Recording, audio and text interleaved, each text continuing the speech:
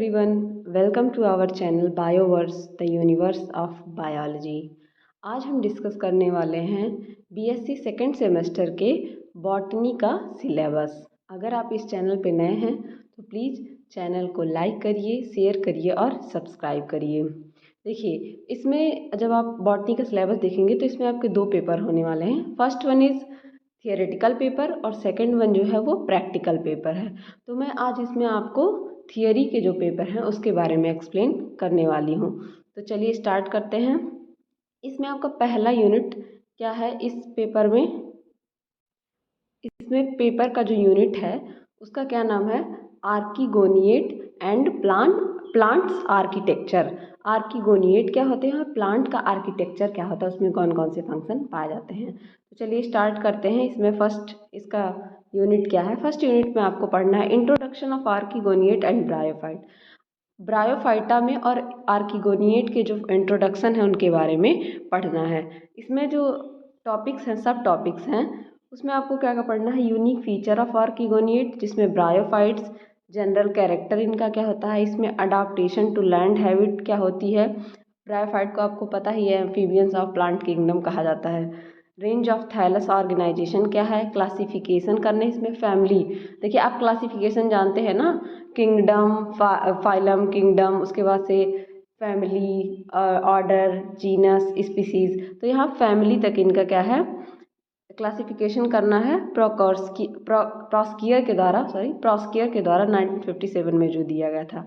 Next इसमें इसकी morphology, anatomy, reproduction of riccia, marchantia, anthoceros, sphagnum, और इनके डेवलपमेंट को डिटेल में नहीं पढ़ना है। और इकोनॉमिक इम्पोर्टेंस ऑफ ब्रायोफाइट के बारे में आपको पढ़ना है। नेक्स्ट देखिए, सेकेंड यूनिट क्या है? टेरिडोफाइट्स। टेरिडोफाइट्स में आपको क्या क्या पढ़ना है? ये सारे आर्किगोनिएट्स हैं जिसमें आर्किगोनिया प्रेजेंट होती है। इसमें जनरल कैरेक्टरिस्टिक आपको टेरिडोफाइटा का पढ़ना है। अर्ली लैंड प्लांट राइनिया के बारे में पढ़ना है। क्लासिफिकेशन इसका पढ़ना है। इसका भी क्लासिफिकेशन पढ़ना है किसके द्वारा? बियर होस्ट के द्वारा दिया गया था, जो विथ एग्जाम्पल पढ़ना है। फिर इसकी मॉर्फोलॉजी, एनाटॉमी, रिप्रोडक्शन ऑफ, और किसका किसका रिप्रोडक्शन पढ़ना है? लाइकोपोडियम का, सिलाजिनेला, इक्विसिटम, मार्सिलिया।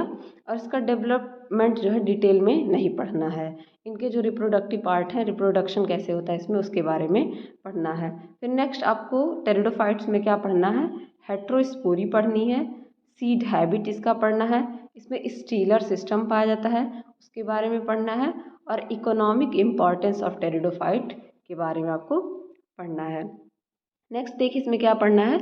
जिम्नोस्पर्म। आपको पता है ये सीरीज में पाए जाते हैं, सबसे पहले ब्रायोफाइट, फिर टेरिडोफाइट, देन जिम्नोस्पर्म। अब इसके बाद आपको टेरिडोफाइट के बाद थर्ड यूनिट में जिम्नोस्पर्म्स के बारे में पढ़ना है। इसमें इसका क्लासिफिकेशन पढ़ना है।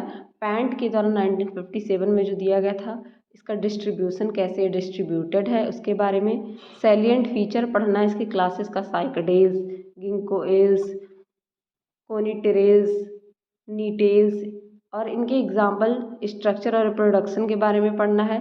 इकोनॉमिक इम्पॉर्टेंस के बारे में पढ़ना है।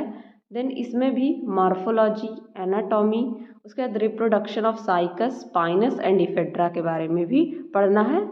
डेवलपमेंट इसमें भी डिटेल में नहीं पढ़ना है, ये पहले ही आपको बता दिया कि आपको पूरा इसका डेवलपमेंट नहीं पढ़ना, बस रिप्रोडक्शन के बारे में, साइकस का रिप्रोडक्शन, पाइनस का और इफेड्रा का रिप्रोडक्शन किस तरीके से होता है। इसमें नेक्स्ट आपको क्या पढ़ना है? पैलेंटोबॉटनी के बारे में। ये रिलेटेड होता है किससे? फॉसिल्स से।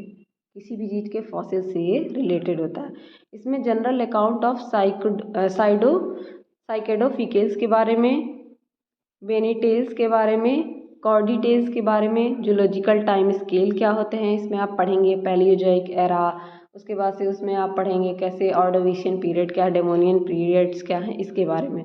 और brief account of process of fossilisation and types of fossil के बारे में, और इसकी टेक्निक्स कैसे फॉसिल्स को जानेंगे। और कंट्रीब्यूशन ऑफ बीरबल साहनी, इनका बहुत ज़्यादा कंट्रीब्यूशन है पैलेंटोलॉजी में, तो आप इनके बारे में पढ़ेंगे। नेक्स्ट यूनिट, इसमें जो फिफ्थ यूनिट है इसमें आपको क्या पढ़ना है? इसमें आपको पढ़ना है एंजियोस्पर्म्स जो है उनकी मॉर्फोलॉजी, उसमें स्टेम कैसा है, रूट कैसा, लीव्स कैसे हैं, फ्लावर, और इनका उनके फ्लावर का इन्फ्लोरेसेंस कैसा है, इसके बारे में। Morphology and modification of root, stem and leaf and bud के बारे में, टाइप्स ऑफ इन्फ्लोरेसेंस, फ्लावर का, फ्लावर पार्ट का, फ्रूट का, टाइप्स ऑफ प्लासेंटेशन। उसके बाद से इसमें क्या पढ़ना है, definition and types of seed के बारे में पढ़ना है कि सीड का डेफिनेशन क्या होता है और उसके टाइप्स क्या होते हैं। फिर आपको नेक्स्ट क्या है, 6th यूनिट में प्लांट एनाटमी के बारे में पढ़ना है, इसकी एनाटमी कैसी होती है। जैसे इसमें टिश्यूज़ के बारे में, मेरिस्टेमेटिक एंड परमानेंट टिश्यूज़ के बारे में पढ़ना है आपको।